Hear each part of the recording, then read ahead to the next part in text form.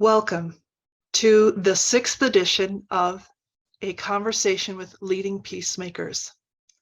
I am Jennifer Boyott. It is time for our leaders to be peacemakers and for peacemakers to be our leaders.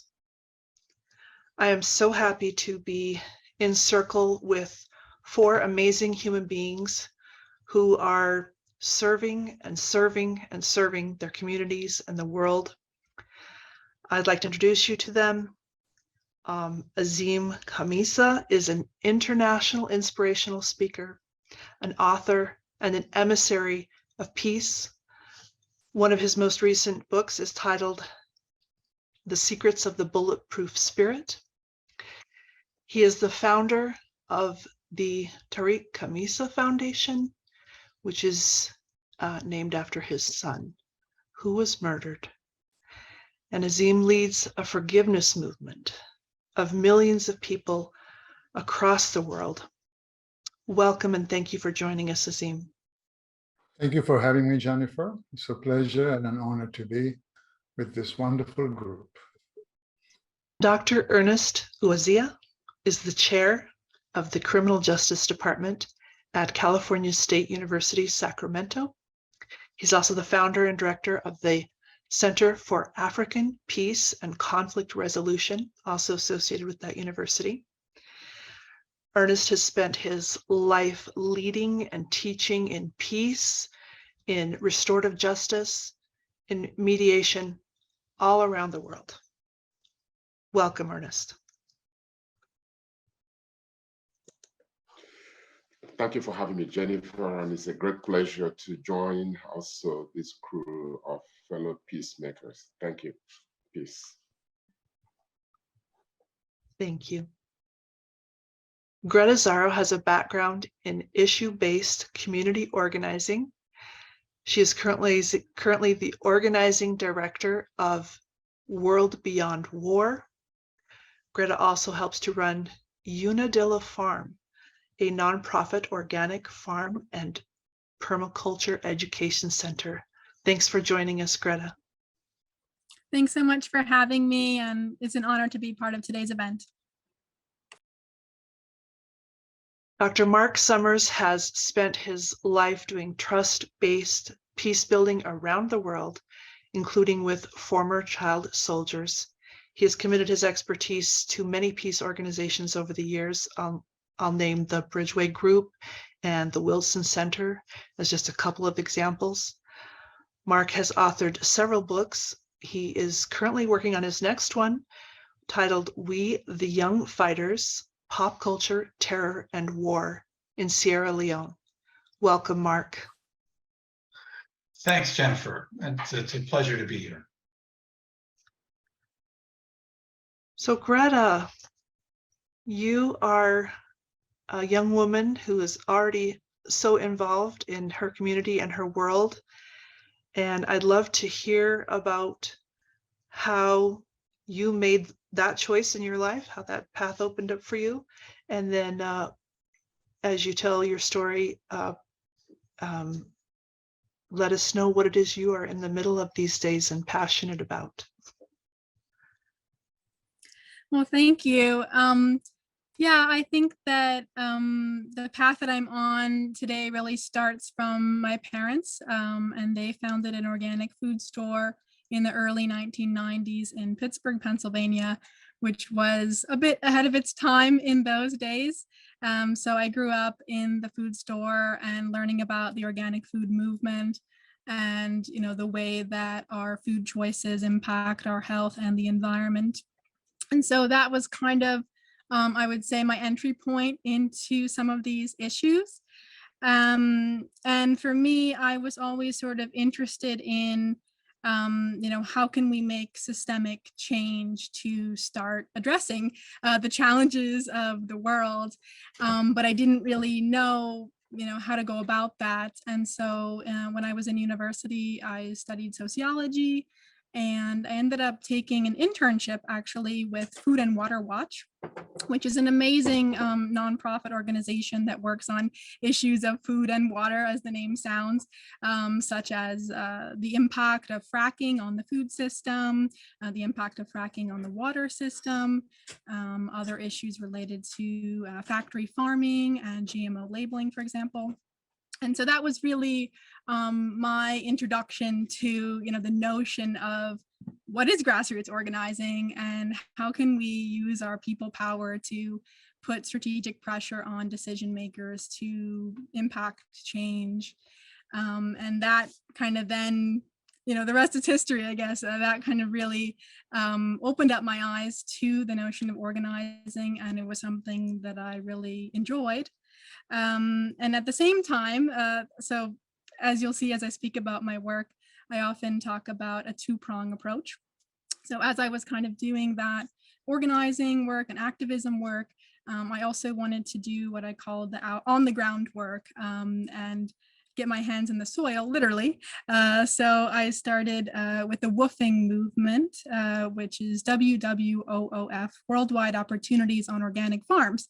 And I grew up in Pittsburgh in the food store, as I mentioned, so I really had no background in farming or living in rural areas. So that was a huge introduction to me. And it was something that, was also very compelling to me. And I felt that there was this necessity of doing both the activism work, which I think kind of gets at, the systemic and structural change that we need, again, calling on our decision makers and trying to make policy level changes, but then also to do that hands-on work in our communities at the very local level to grow our own food or to set up off-grid solar panel systems or whatever that might look like on the community level. And so, fast forward to today, that's what I'm doing. So I'm a member of Unadilla Community Farm, which is a nonprofit farm education center in New York State. And we grow food primarily for food banks in the region. And we also do education programs for youth to bring them on the farm and teach these different skills. So that's kind of the one prong. And then now I'm also working for World Beyond War, which I've been with for about 5 years now. And that's kind of the activism or the structural change piece where I work as the organizing director. And my work is to really empower our volunteers around the world to give them the tools and the training and the resources to create events and campaigns in their communities, whatever that looks like on the community level in a very sort of decentralized way, but all under this unified umbrella of how do we abolish the institution of war, which is obviously a very large vision, and we sort of break that down into these localized campaigns, whether that is shutting down a base in a community that's polluting the community's water source, or whether that is divesting a city from weapons, different campaigns like that. And so my role is sort of one of like remote support in a way, where I kind of remotely support our activists in countries around the world to run these campaigns. So that's a little bit about what I do. And, joining World Beyond War was very interesting because I didn't have a background in peace work or in anti-war work at all. Again, as I sort of talked about, my background was more in the food movement, in environmental organizing. But joining World Beyond War, I started to see the connection between all these issues and the fact that, unfortunately, war and militarism is really, I would say, the nexus of so many other issues, whether it is social issues, economic issues, environmental issues. And that's something that we try to address at World Beyond War, is kind of looking at this institution of war holistically and all of these multifaceted impacts. So that's a little bit about me. Thanks so much. Greta, that's wonderful. And I do think that food is an essential part of peace. Peace eating is what I call it, and growing. That's wonderful. Dr. Uwazie, Ernest, you have a long and venerable career, and you have been impacting the world in so many ways, but some of your concentration, of course, is restorative justice and peace and mediation. But again, I mean, how did you know that that's who you were going to be when you grew up? How did you come to that? And then let us know what you're in the middle of these days. Thank you. I'm glad to be in the midst of great people doing great work as well. Gosh, it's a long one in terms of my history. Leading up to my current work as both professor and chair of criminal justice and the director of the Center for African Peace and Conflict Resolution at California State University, Sacramento, since 1991. Before then, which really my roots in Nigeria, growing up at the home of my maternal uncle, my mom's brother, who was a chief in the village, and spending more time with him, especially my father was tragically killed toward the end of the Nigeria Civil War, leaving behind five of us with a very young, mother trying to deal with raising kids in a very difficult situation. So I found myself, the African proverb, it takes a village to raise a child, so to say. And from this part of the world, in Igbo land, which is in Nigeria, you believe that you have two homes. One would be the ancestral home. The other one would be the maternal home, where your mom was born and then married away to another village. So I was blessed to have that opportunity. So I spent more time at the home of my uncle, who was a chief, Chief Donatus Korea, who has passed on now. And as a chief in the village, and also he was a teacher by profession. As a chief in the village, his primary responsibility was conflict resolution. Whatever you name it, could be over land, it could be marital issues, it could be whatever it is, both civil and criminal, all those kind of intertwined. And even when, in some cases, people will call the police, they would come to him to ask for information and may even release any suspects to his custody as bail. Basically, he will go and bail. So bail people that might have been arrested by law enforcement.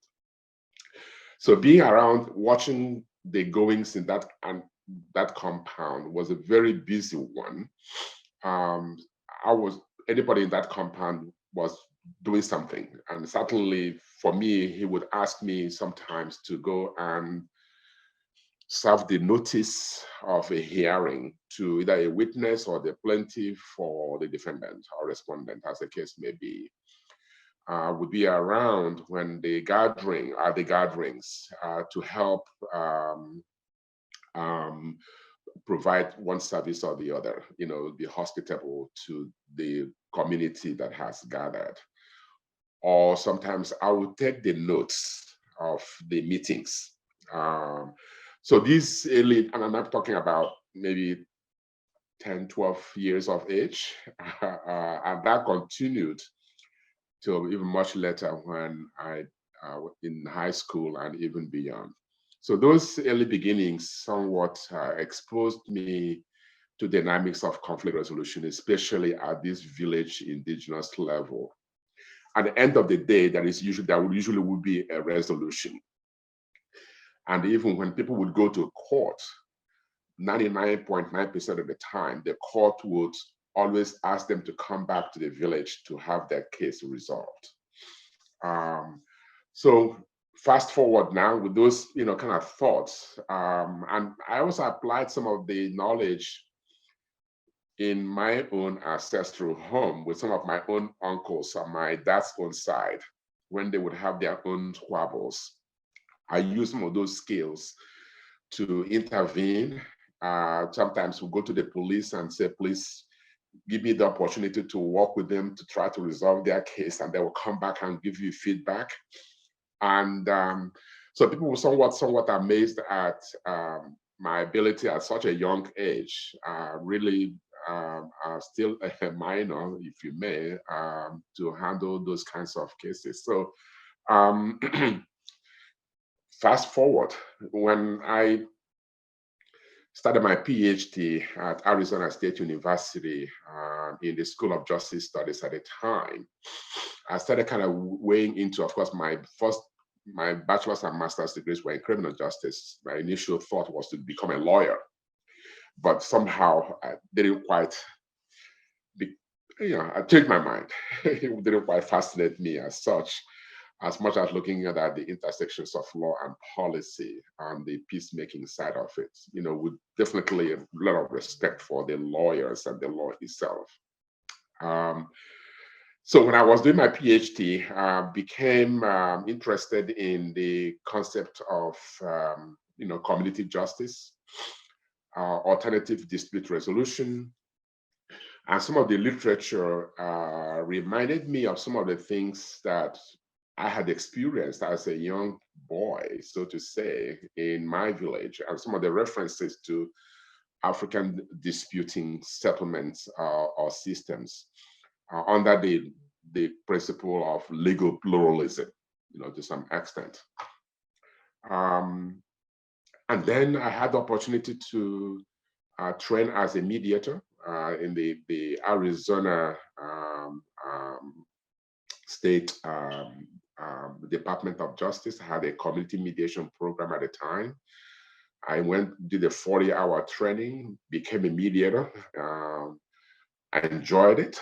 Toward my dissertation, I did work on looking at how those, going back to Nigeria, in one of the communities, how the formal indigenous formal legal system was interacting with the informal indigenous legal systems. It became quite revealing. And that basically became part of my work, my research, my practice as a mediator. And when I joined the faculty at California State University in 1991, I continued on that path and went to the Harvard program on negotiation and mediation and received additional training on negotiation and mediation, especially interest-based bargaining, from Frank Sander on mediation and Roger Fisher on negotiation. That knowledge led me to the development of the Center for African Peace and Conflict Resolution to continue to do that work, especially in the area of alternative dispute resolution. So it really kind of has around my teaching, my research and service, locally in Sacramento where I live, or the trainings that we do in different parts of Africa, in a way. So again, I was reminded much later on, I think it was 2012, when we were doing a training on peace education, this time looking at the role of mediation in the school system, secondary school system or high schools or middle schools, as the case may be, in Nigeria. One of the speakers, this again in the southeastern part of Nigeria, made a remark about my last name, Uwazie, which in Igbo land means peace to the world. I said, okay, so in other words, I am doing the work that I'm destined to do, right? In a way that, all these while, that definitely never crossed my mind until this particular speaker made that point. So each time I continue to, that continues to resonate. They will say, what is in a name, especially as an African, I kind of miss a lot. So, so that's, in a way, how that is, that three things we are currently working on, or I am working on with my team.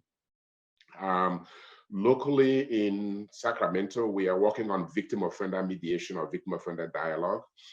working with the California Department of Corrections to provide an opportunity for the victims of crimes to have a meeting with the person that has caused them harm, to address those questions that victims of crimes or people that have experienced harms or survivors always have. You know, why me? What happened? And so on and so forth. Very difficult, certainly, but very important work as we talk about healing and reintegration and restorative justice, you know, the kind of framework. The other work we're also working on in Africa is building the next generation of peace leaders through what we call the Africa Peace Fellows, which we have on our website. Really how we can, in a more long-term strategic way, create a platform for training future peace leaders, you know, beyond my generation and my time, and so on and so forth. And then the other work that we continue to do is in the area of, again, going back locally in Sacramento, we're looking at the African communities, especially the immigrant communities, in the issues of domestic violence. You know, it's a very sensitive, touchy, difficult kind of a subject, but one that is important to be addressed. So those are the three things that currently I'm involved in, and to do that with a lot of compassion, where we can talk about holding people accountable to condemn the behavior without necessarily condemning the person. That's really kind of the essence of restorative justice, to do no harm in a way. So I think, you know, again, it's important work and rewarding work, and I'm very passionate about that. So thank you very much. Marvelous, Ernest. Thank you for what you do. Wonderful stories too. Azim, pretty much the same question. Tell us how you've come to what you are doing, and let us know what you are doing in the world at this time. Let me first acknowledge Greta and Ernest for their work and testimony. And listening to Ernest, I have a lot of things common with you, Ernest. I was born in Africa as well, although East Africa. I was born in Kenya. My roots are Eastern, and educated in England in a lot of the, if you, after high school, Kenya was a colony, and a lot of the students afterwards went to England for their university life. I spent 6 years there. Came back to Kenya, and then Idi Amin happened. I'm sure you know that story, Ernest, working in Uganda. And it was a very unstable time, because he essentially kicked out all of the non-indigenous people. And Kenya was relatively different, but my mother's family was in Uganda, and my in-laws lived in Uganda, and they were all essentially made refugees overnight under the Idi Amin rule. So it felt very much like happening to us in that whole East African area became very unstable. So as a family, we decided that we needed to leave Kenya. So I emigrated to the US through Canada in 1974. Idi Amin, if you remember, happened in 1972. And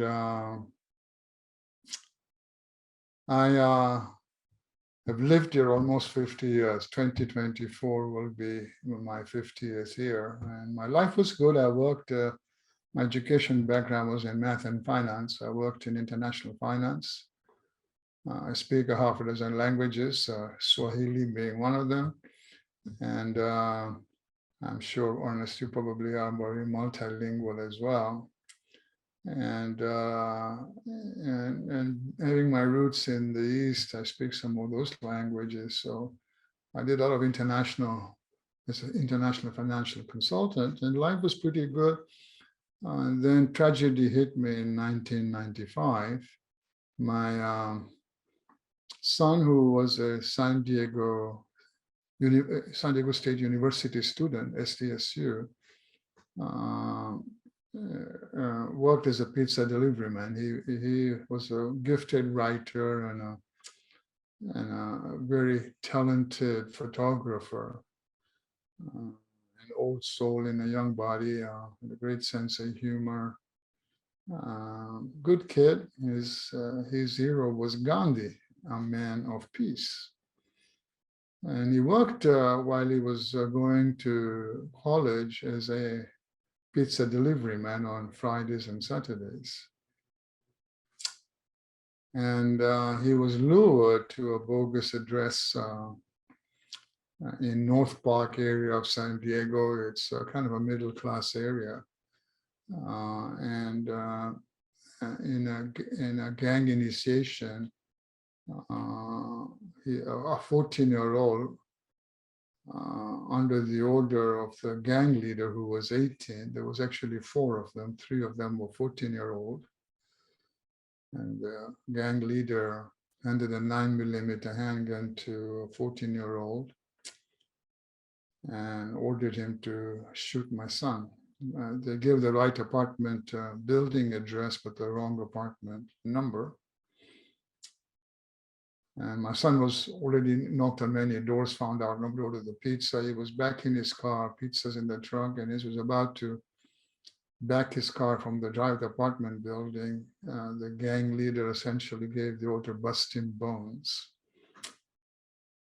And he fired 1 round, which came through the driver's side window, entered my son's body under the left shoulder blade, traveled across the upper part of his chest. But it destroyed all the vital organs, and he died a couple of minutes later, drowning in his own blood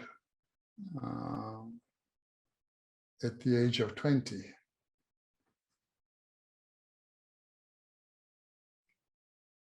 You know, it was very sudden, very senseless, very random. Very complex for any parent, I'm sure you can acknowledge, dealing with the loss of a child. Thinking I'd left Kenya, thinking my children would be safer in America. And that's really ironic. And I went through all the emotions you'd anticipate a parent to go through. At one point, was suicidal. I really didn't know how to go forward and live, without him. Like children are an important part of your family. He was my only son. I have a beautiful daughter that runs the Tariq Khamisa Foundation. She's very proud of her, and it's given me 3 beautiful grandchildren. So I was fortunate there that Tariq wasn't my only child, as I've met many parents that have lost an only child, which would have been much harder. But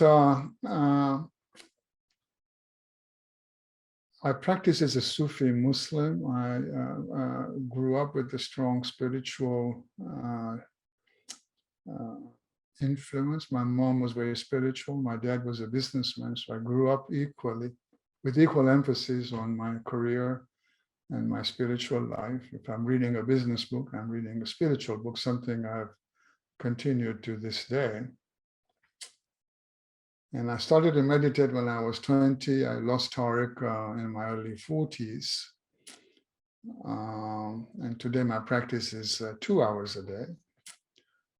And that's what kind of helped me, because what I saw in this tragedy is that there are victims at both ends of the gun that didn't come from my intellect. I don't think us mortals are capable of it, but I believe it was a download from my higher power.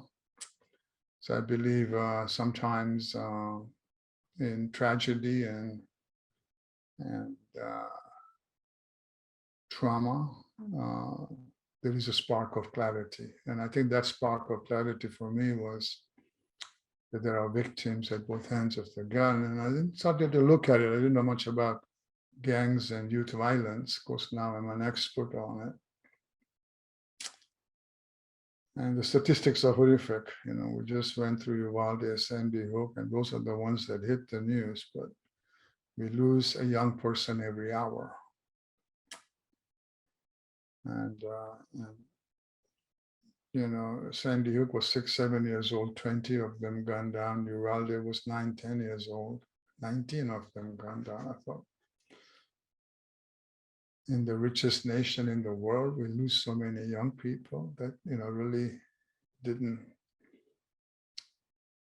compute for me. And I thought, you know, we can spend trillions of dollars on wars on foreign soil, yet not doing very much to save lives of our own children in our own backyard, and have this bizarre frenzy of violence that takes a young person every hour. So I saw that Tariq was a victim of Tony, that was the kid who killed my son, and I saw him as a victim of society, of American society. And I felt as an American, I must take my share of the responsibility for the bullet that took Tariq's life. Why? Because it was fired by an American child. So 9 months after Tariq died, I founded the Tariq Khamisa Foundation with the mission of stopping kids from killing kids by breaking the cycle of youth violence. And essentially had 3 mandates. First was to save lives of children, important to do, because we lose so many. Second was to empower them with the right choices so they don't fall to the crack and get involved with gangs and crimes and drugs and alcohol and weapons. And the third was to teach the principles of nonviolence, of accountability, of empathy, of compassion, of forgiveness, of peacemaking and peace building. And I started with a very simple premise that violence is a learned behavior. If you accept that as a truism, then nonviolence can also be a learned behavior. But where do our kids learn nonviolence? I was pretty shocked to learn and surprised, and maybe you will be too, that by the time our kids get to grade 1, they're 6 years old, they've seen over 100,000 images of violence. Everywhere, you know, movies, video games, domestic violence. I mean, there's just, you know, we're very much an eye for an eye society. So I forgave my son's killer and invited his grandfather and guardian to join me.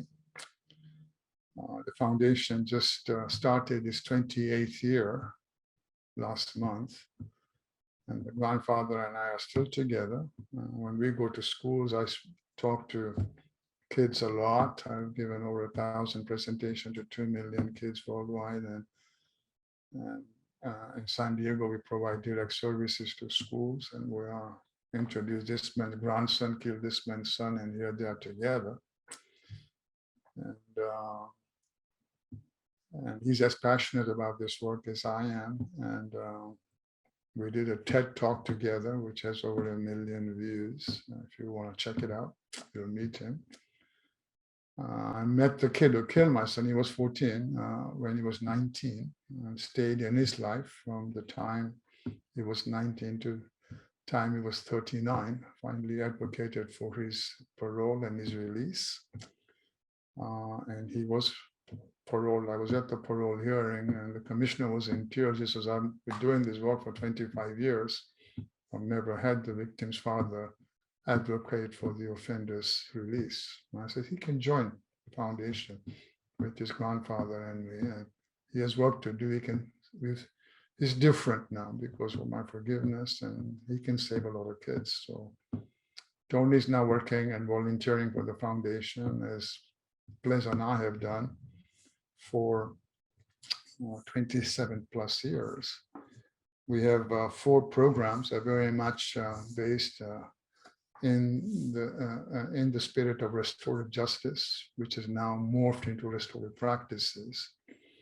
We have 4 programs for youth. We specialize from 4th grade to 9th grade because Tony joined the gang in 6th grade and took the life of my son in 8th grade. And we've stayed in that space for 27 years. And the great specific, we have an assembly which has been with me and the grandfather. Now Tony joins us. And then we have 10-week curriculum, grade specific. First one for 4th and 5th graders, 6th and 7th graders, other one's 8th and 9th grade. And then we create a Peace Club on campus, which is a leadership program, about 60 titles, what it takes to be a non-violent leader. Much like what Ernest was talking about, was spawning non-violent leader committed to peacemaking and peace building. And then those programs go to the entire school. And then we have a mentoring program. In the inner cities, between 8 and 12% are on that slippery slope to get involved with gang like Tony was. So those we mentor, not only in school, but also in home and in their community. And with the grace of the universe, the programs have been very successful. We cut suspensions and expulsions by 70%. We teach all of these good soft values of spawning nonviolent leaders, improving SAT scores. And then a few years ago, Berkeley University invited us to create a program for parents based on the work we're doing in restorative practices with the kids. And we now have a program for parents, and over COVID, we've created a similar program based on restorative practices for teachers.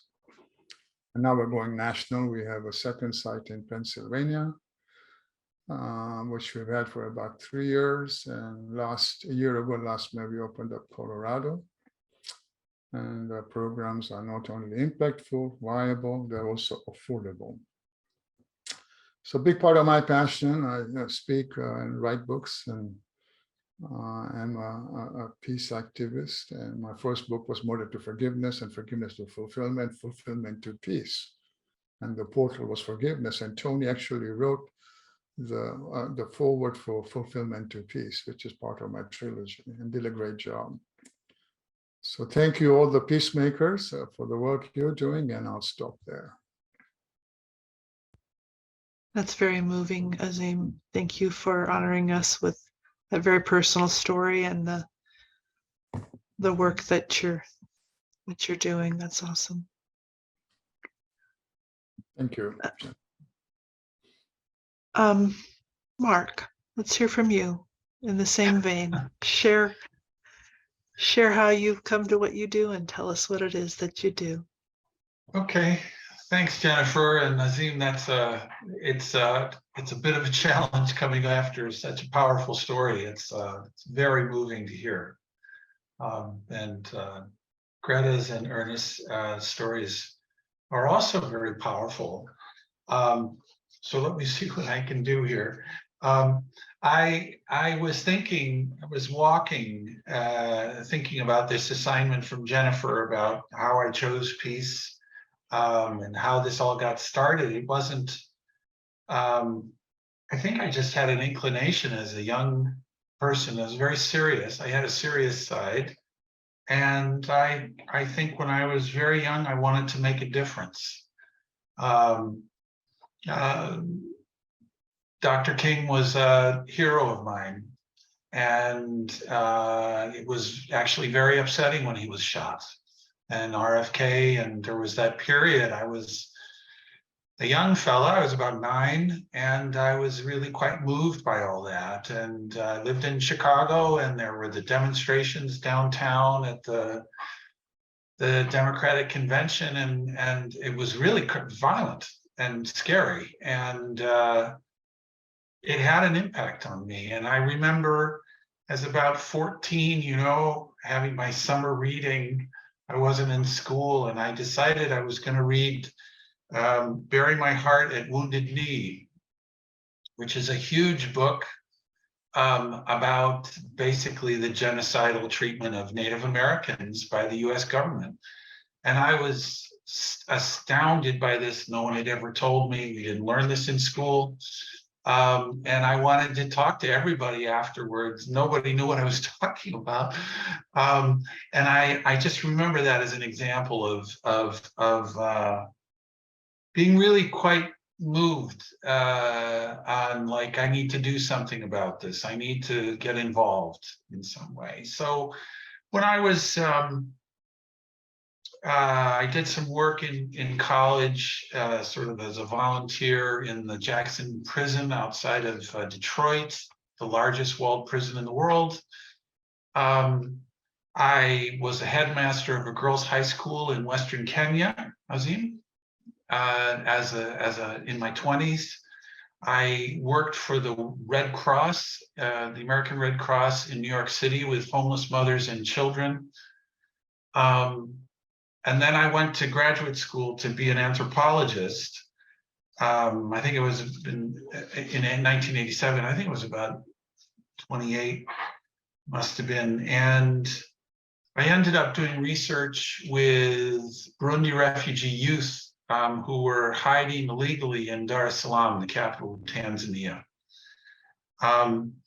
So when I graduated, I got involved. The genocide in Rwanda was going on, and I felt like I needed to do something. This is an area, Burundi, Rwanda, right next to each other. So I ended up being sent there. And I was in Rwanda very soon after the genocide, which was very powerful. And put together a program for youth from Rwanda. And we used a peace building principle. You could be a refugee youth, you could be in the country. All you had to do was be a Rwandan, and you qualified. No questions asked. Ethnicity, where you were, nothing. As a Rwandan youth, you belonged. And so that program took off, was piloted, and then it was used in, I think, 20 other countries eventually. So then I got involved in this kind of war, post-war work. And during civil wars, I was in Colombia, Sierra Leone, South Sudan, Somalia. In post-war, Kosovo, East Timor, Ethiopia, Congo, Liberia, Burundi. And as I said, in the genocide and post-genocide in Rwanda, and other war-affected countries as well in my career. So all of this is work has featured an engagement with the work of building peace in some way. And I think when I look back on it, my approach really focuses on questioning the status quo in how you address peace institutionally from a government perspective, because it doesn't often work very well at that level. And I use, as Jennifer, you mentioned, I use trust-based techniques for engagement to cultivate engagement. And I guess for my anthropology, the whole purpose is to find out what it's like to be that person. In my engagements, in my interviews. That's my training. And then use that information to serve peace building. So I've been deeply involved with the issues of war-affected young people, their access to education, which is still very difficult. And then truly inclusive peace building, which is actually peace building is actually nasty work in a lot of ways. You have to deal with killers, and you have to find a way to bring people together that in very much Azim's story, and that this is writ large in wars. It's the same story that he's talking about, and it's very difficult to do. But I guess that's sort of where at the heart of the work that I do to this day. And I think a key through line of this work has been the lives and priorities of marginalized female and male youth. Quite often I wrote a book called The Outcast Majority, and the irony of that is that this is a youth in Africa, war-affected youth in Africa. And the title comes from the idea that the youth are the majority demographically, And yet most of them act as if they don't belong to society, that they're really outcasts, that they really are separated. And there really is a profound separation between young people and older people in many parts of the world today. And this is really true in Africa for a great many young people. My research has revealed that most youth are peaceful no matter what.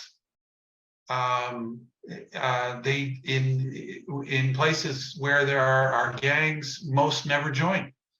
This is a resource where there's militias, where there's violent extremist groups operating. Most resist engagement in violence. And it seems to me that this is one of the most overlooked resources for peace building that we have. This elemental basic drive, like Greta, to work on peace. And to resist engagement in violence. So this is what I do and how I do it, I guess. And now I wanted to just finish by talking about my latest book called We the Young Fighters, Pop Culture, Terror, and War in Sierra Leone, which will be out next year. It's a very unusual book. I didn't plan to write it. In 2000, I was with refugees doing some research with refugees from Sierra Leone in the Gambia, which is a very tiny country in West Africa. And I arranged to have a meeting the day before with these refugee leaders. So in order to interview other refugees, I had to sort of start with them, these 4 men, and then get their sort of approval, start with them, and then the doors can open after that. So they said, sure, come back tomorrow at 10 o'clock. Now, I expected to just meet with 4 guys. No, there were well over 50 men and women there in the baking heat. Gambia is a hot place. And they sat on the ground before me in the sun. And, it was quite a shock. And I tried to, what I do with refugees when I interview them is I always start with, what's your story? How did you get to be a refugee? As a way of, before I get to my questions, let's hear from you, what's your story, and so forth. And I asked that story. Now, this is 2000. This is after this invasion by the rebels of Freetown, the capital of Sierra Leone, the year before. So I asked that question, and men and women jumped up and started talking all at once. And it was startling.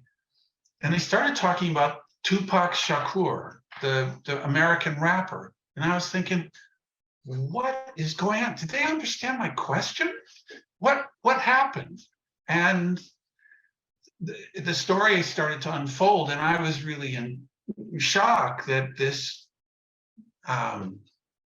campaign started on January 6th in 1999 in Freetown, called Operation No Living Thing by the rebels. Rebel fighters jumped out of trucks. They jumped out of vans that were painted on the side the names of songs of Tupac. So All Eyes on Me, Only God Can Judge, Hit 'Em Up, California Love.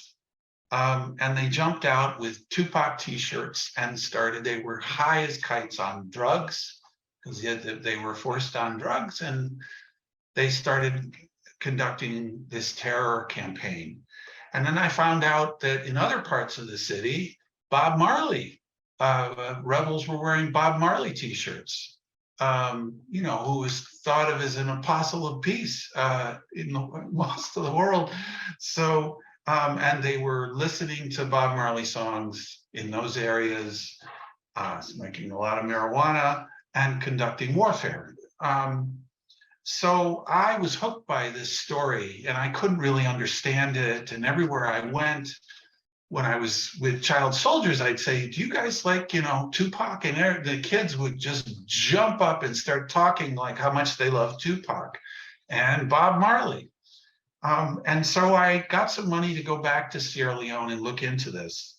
And the research revealed a kind of a tapestry that mixed alienation, hope, conflict, and peace.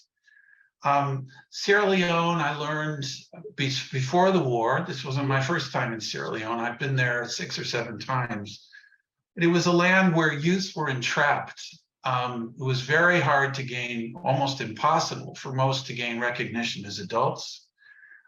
Inequality was blatant, and dissent was impossible. You could not speak out in the life, the place where the environment that they grew up in. And what happened is, in talking about pop culture, 3 pop culture icons came to the fore, starting before the war, through the war, and then after the war. One was Tupac. One was the action movies of John Rambo, the Rambo movies. They were very important. And more than anyone else by far was the reggae legend Bob Marley. So what brings these 3 together? Why were they so important? Well, all 3 of them talked about an upside down world, a perverse universe. All of them, all 3 of them present this perspective that they didn't do anything wrong, but they're attacked. We didn't do it. The system is against us, and we're attacked as if we did something wrong, but we didn't. So that's the perversion, and that's the attraction. That was the attraction for young people in Sierra Leone.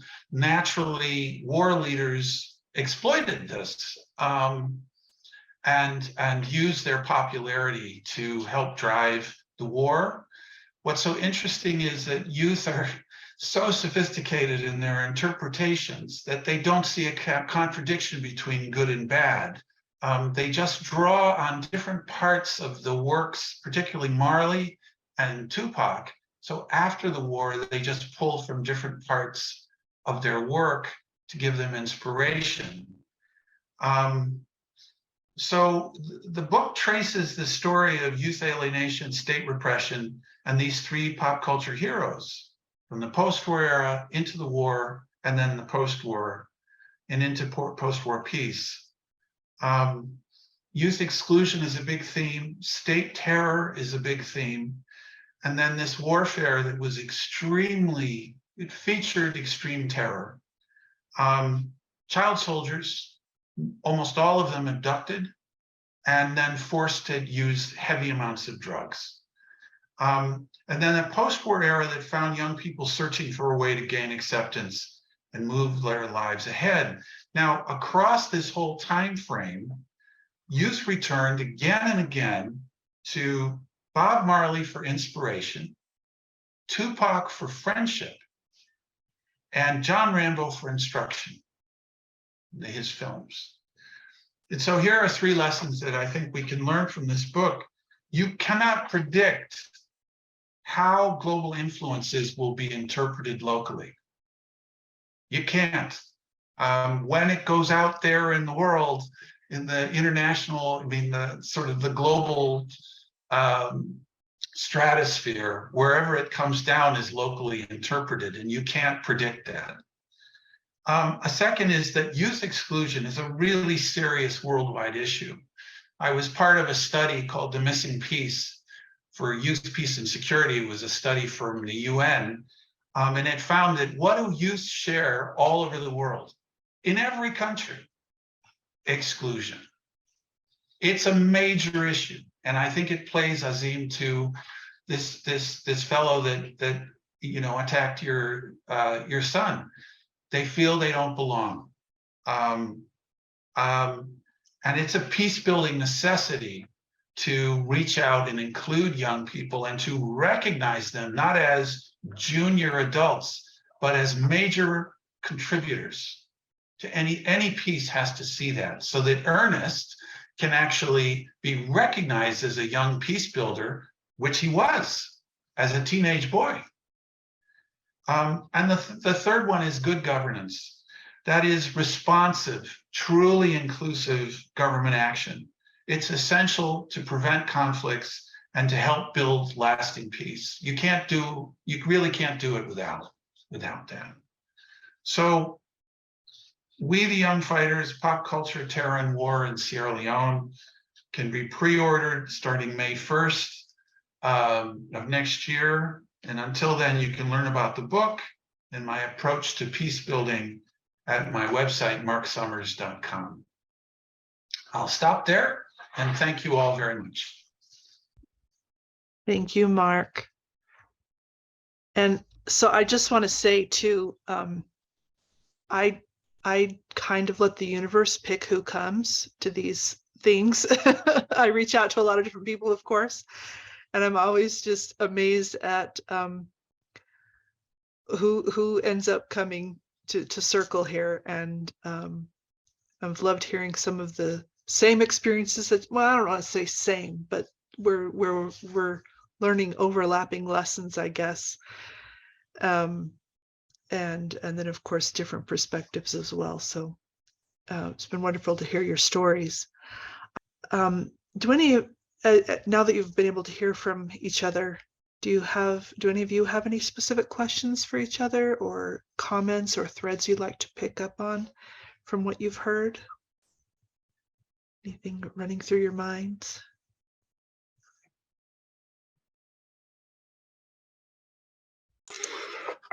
Quickly, I'm kind of certainly struck by the thread in terms of peace at the different levels, right? Greta kind of looking at it in terms of food security or insecurity, which is a global phenomenon now. Some of the conversations we have on our campus in terms of our students and what to do with regard to hunger, and the impact on learning. I'm being very mindful of vulnerabilities at different levels. Quite impactful, and also quite touching. Not only in terms of the Africa connections, Azim and Marc's work, right, and my work, but the personal encounters and experiences. So my sympathies to Azim for your loss, but you've done a great job, great work to have come out of it, to turn this ugly experience into something positive. My father, as I alluded to briefly in my own remark, was murdered, and by people that actually knew him.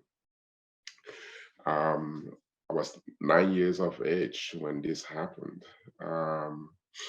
and the people that murdered him were not satisfied. They, came to the house to terrorize my mother and people around the compound.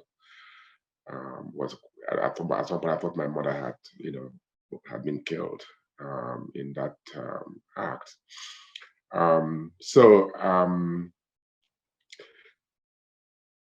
Fast forward now, having grown up, being in the U.S., professor, PhD. I'm also a veteran. I spent some time in the U.S. Army as an Army Reserve.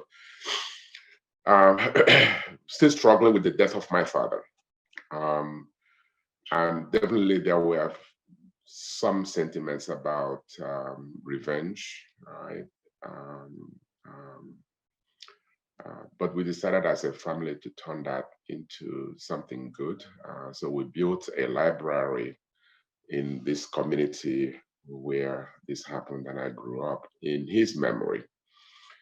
So every January, and in a secondary school, because again, Marc's work in terms of getting to the young people as early as possible to always talk about peace education. So the Peace Club you talked about, Azim, we do have that as part of our work in Nigeria. So maybe there's some room for collaborations down the line.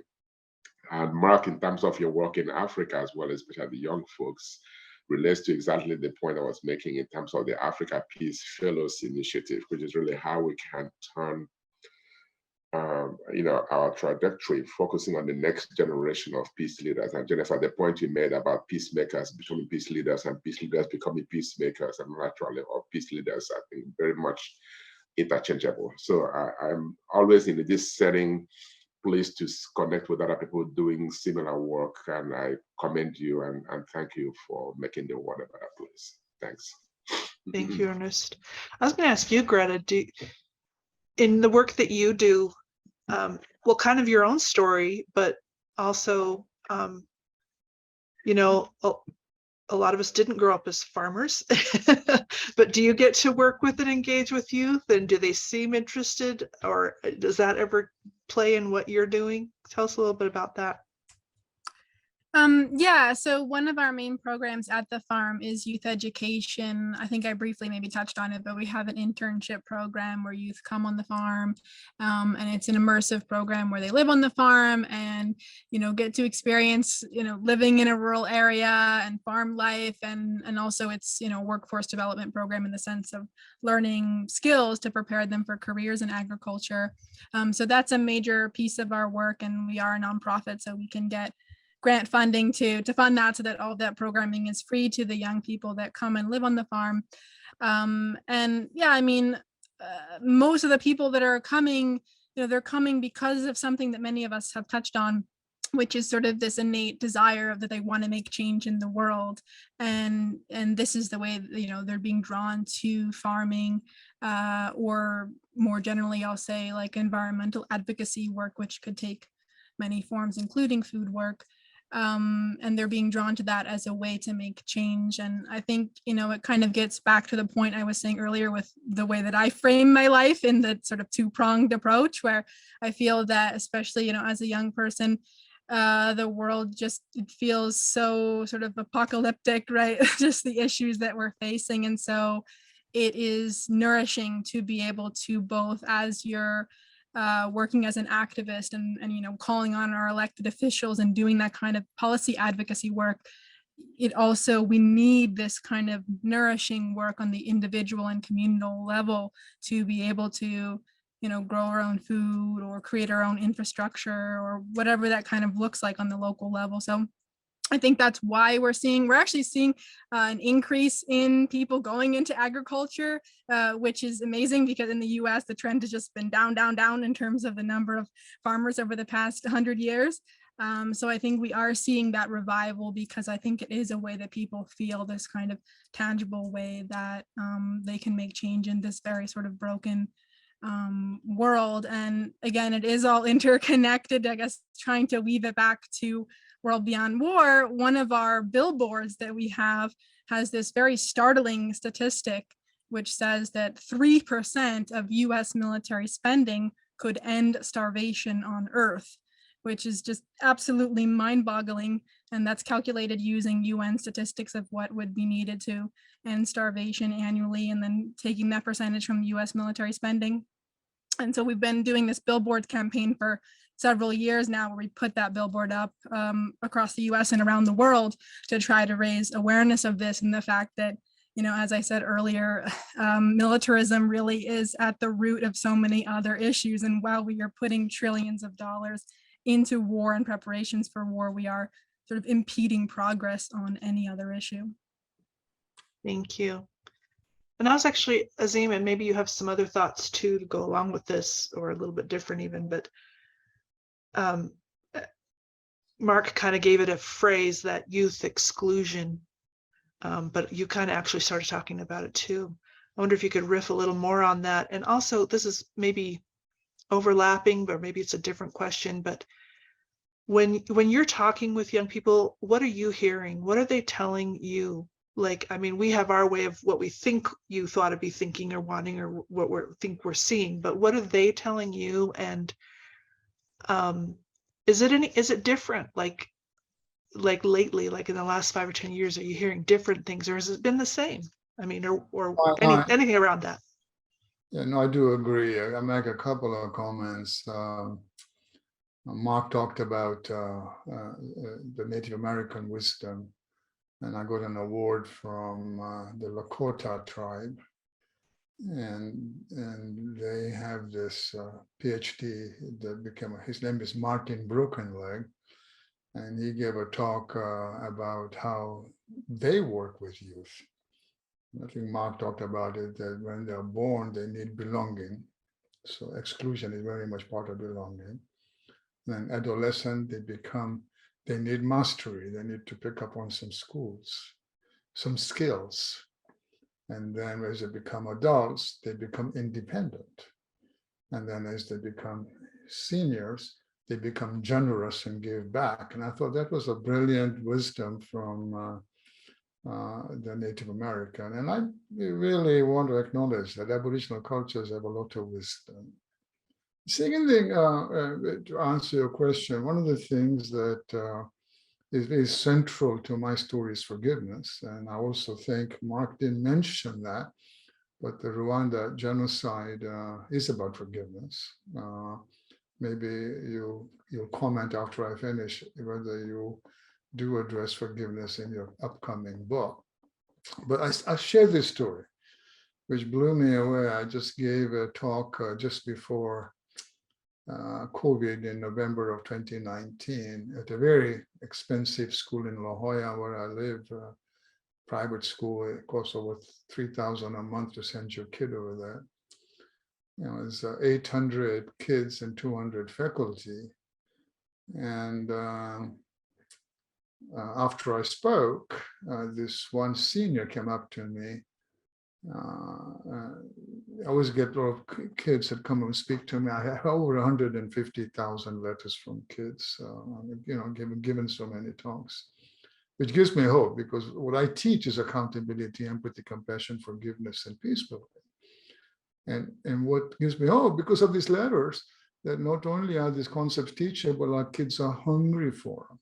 But this is really something that the senior came up to me and said to me, Mr. Khamisa, you changed my life. And I said, well, tell me more. He said, well, when I was 7th grade, you came to my school, my middle school, and gave this talk. At age 8, I was put in the foster care system. I was 13 when you came to speak at my middle school. And your testimony helped me forgive my biological mother, who I blame for me to be in the foster care system. And your story helped me forgive all of my foster parents, who I blame for all the confusion in my life, and I changed my path. As a 13-year-old, she won a scholarship to this school because obviously she was an inner city kid that couldn't afford it. She just graduated as a senior at 5.0, has a free ride to UCLA. And I thought to myself, my God, I met her when she was 13. She picked up on the benefit of forgiveness, which changed the entire trajectory of the rest of her life. I could see the determination in this young woman. It wouldn't surprise me when she graduates from UCLA that she'll revamp the foster care system in our country. I get a lot of stories like that. So the point I wanted to make here, Jennifer, is that these concepts are teachable. And I think that that more needs to be done. I mean, I wish our programs could be mainstream. I mean, like math and science and STEM, you know, I mean, only 35% of our population have an undergrad, 14% have a master, and about 3 or 4% have PhDs like Ernest and Marc, but they all become parents. Most of them become parents. So I hope that someday our safe school model is what I talked about, the 4 program for youth, 1 for parents and 1 for teacher, somehow can be included in mainstream. Thank you. I'll put another question out to you, and we can probably kind of have this be our closing round as well. Just kind of, I guess, just some encouragement or advice. If someone wants to change their trajectory, like we've already mentioned, what would be the first step that they could take, and in your experience, and any closing thoughts that you would have. And let's go ahead and hear from you, Marc. Thoughts. Wow. Okay. I mean, I think to move this sort of peace building forward, it's more than one thing. I think that there is that level of the structural level that Greta's quite active about, which is militarism, and also systems of governance that stop people, that stamp out peaceful dissent, and the sort of back and forth that Azim and Ernest are cultivating in their work between people. And so there is that sort of that structural side that has to be addressed, and we can't forget about that. And there's a lot that plays into how a 14-year-old boy in San Diego is set up to do what he did to Tariq. So, and some of this is structural. This structural inequality, structural sort of militarism is really a big part of sort of the environment that we enter, and sometimes don't know that this is what is pushing us in a certain direction. I'm just thinking of in the song "Only God Can Judge Me" by Tupac. He says, "Hey, Mr. Policeman, can't you see there's a million MFs just like me?" And you know, that perspective of being on the outside and being misunderstood is partly community level, society level between people, but it also, we're set up, I think, by structures that set us apart and sort of foment conflict, foment inequality. So I think a broad awareness of these issues is really important. And then, you know, opening up to people who are on the outside. I mean, how many times do we walk past a homeless person and act like they're invisible? That's not really good peace building practice. So we have these opportunities to reach out and think about this issue. And I think one of the issues that concerns me, and it seems to be worldwide now on a political sphere, is alienation, is profound separation from others, disconnection. We're seeing it politically, we're seeing it in the lives of the underclass, and I think rural and urban people, it's really quite strong. And somehow we need to, step by step, really address this issue of alienation, and to get to the point where you know, equality is more common than inequality, and connection is more common than alienation. So I'll leave it there. Thank you. Thank you, Marc. You know, we've just kind of come through a very worldwide separation with some of the necessities with COVID-19, and so that has even been emphasized even more. You know, this whole collective trauma that we've had to do, and so that's been kind of put in us in the last couple of years. But I think it's also, I notice for me, you know, when we get the good out of something that's difficult, right? I think it's also been emphasized to us, like, oh, I actually like going out and seeing people and riding on the bus and saying hi and maybe hugging people, and, you know, where we might have been more cynical before, I think some of us have gotten that innocent joy from let me put an example. We actually, right after some of the mandates in the state where I was at, I went to actually a flamenco show, And it was the first time that we'd been able to have an audience, fill an auditorium.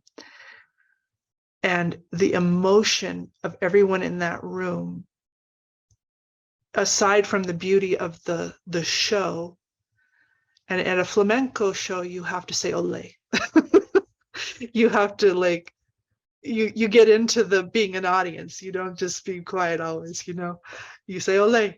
And it was just very emotional for us to even be able to sit beside another human being and have, 3 or 4 human beings in a row there. And we were like freshly appreciative of that is kind of where I'm coming from on distilling something out of that. But anyway, Ernest, some closing wisdom from you, or maybe some advice for people.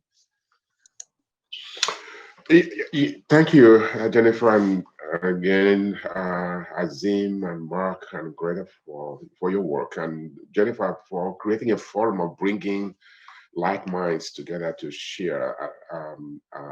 We should do more of it, in every opportunity. So, and always such a gathering, I become even much more motivated, because I learn from the experiences and the energy, and as well as the experiences. So thank you for the work you do. A couple of words. I don't know how wise they are, but I'll still share them. One is,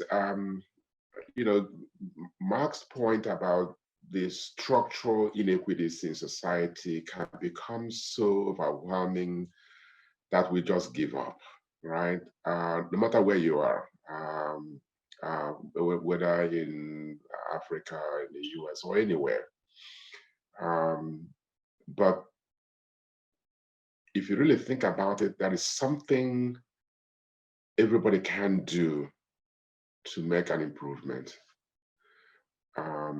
even at the micro level. So find your comfort level. You may not have control over what happens outside of you about another person's behavior, but you have control about your own behavior. So find that comfort level, even at the micro level, to say, I'm going to make peace. Whether it's in the home or in the neighborhood or in the school, whatever it is, even one small act of kindness, I think, can create kind of this ripple effect, as against being burdened by the many challenges that are out there. So it's a point I always make. And then when you do that, you do no harm. This is kind of a key restorative justice principle: do no harm, or do no further harm in whatever we do. We go a long way making about peace.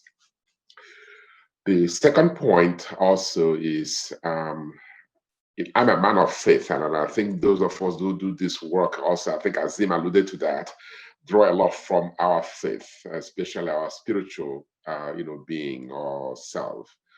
And I remember Desmond Tutu's book, No Future Without Reconciliation. He's, of course, a great peacemaker who has passed on and inspired many of us for the work we have done or doing.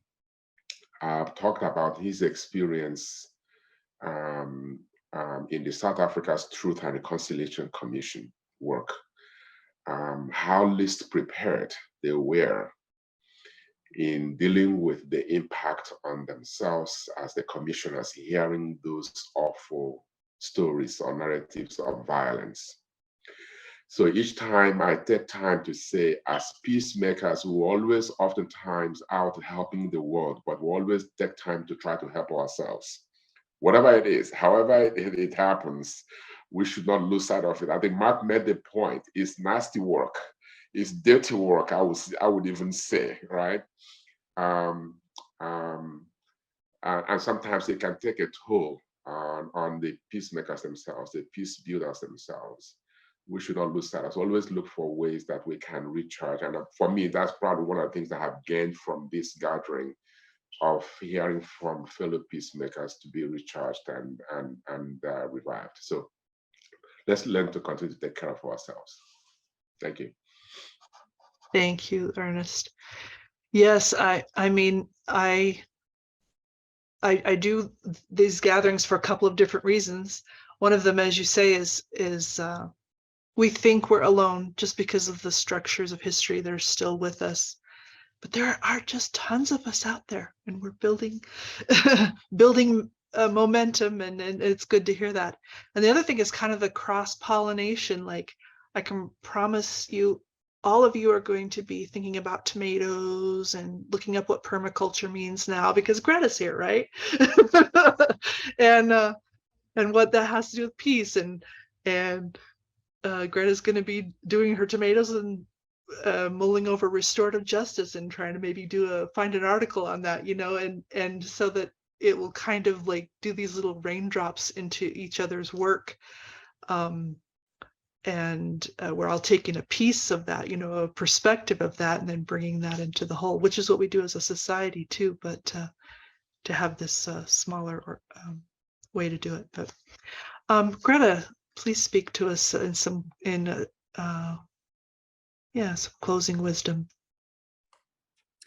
Yeah, well, I guess to the sort of point of, I guess, how can I get involved? Maybe is the way to summarize the question.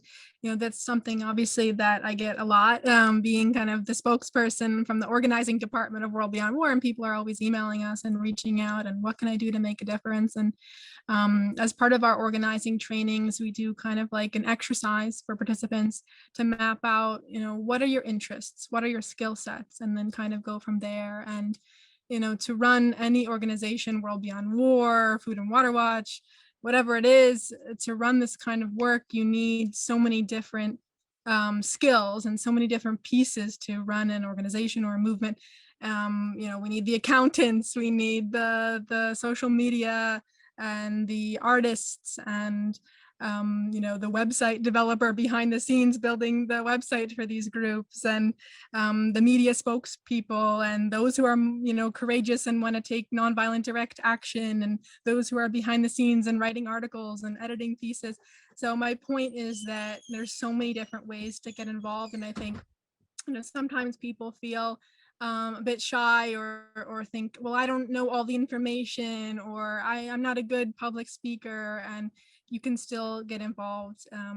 So I would just encourage people who are interested to kind of do some self-reflection and think about, what motivates you and what are you good at and how could you put that towards these causes. Thank you so much. And Azim, share with us. Jennifer, let me acknowledge you to bring this great group of people together. I feel like I have a new family here in Greta and Ernest and Marc. So it's really heartwarming to meet you all and know that we are all committed to creating more peace in the world. So that's very heartwarming. So thank you for all of your work, and thank you, Jennifer. So my closing thought, and maybe I keep a journal, and I write in it very often, and I put this quote in my journal after 9/11, which actually also was the basis of my trilogy From Fulfillment to Peace. And 9/11 is heavy on everybody's heart. 3,000 innocent people were killed. It's a little bit heavier on my heart because the perpetrators were from my faith. I'm a practicing Muslim. And I went into this very deep introspection because I felt the faith doesn't teach violence and war. I was able to use my faith to find forgiveness. So, how did this happen? And I stayed in this introspective space for a good 7 or 8 months. And I realized it's really not the faith, because like Christianity, like Judaism, Buddhism, we all teach compassion and forgiveness. In fact, Buddhism is huge on compassion. And it's really geopolitics, petrodollars, the military industrial complex. And what came out was this quote. So I'll finish with that. It goes like this: sustained goodwill creates friendship. That ought to be obvious. You don't make friends by bombing them. You make friends by extending goodwill. So sustained goodwill creates friendship. Sustained friendship creates trust. Sustained trust creates empathy. Sustained empathy creates compassion. And sustained compassion creates peace. So I call this my peace formula. It starts with goodwill, friendship, trust, empathy, compassion, peace. But people ask me, how do you extend goodwill to the person who murdered your child? I tell them you do that through forgiveness. It's evident it worked for me. It worked for my family.